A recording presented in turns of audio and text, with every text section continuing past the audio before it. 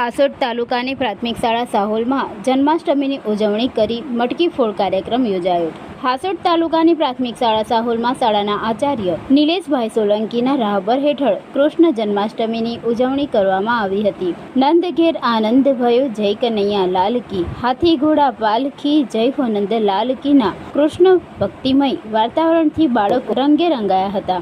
શાળાના વિદ્યાર્થીઓ રાધા તેમજ કૃષ્ણના પહેરવેશ પરિધાન કરી શાળા કક્ષાએ આવ્યા હતા। વરસાદની વાતાવરણમાં ગરબે રમવાની બાળકોને ખૂબ જ મજા પડી હતી।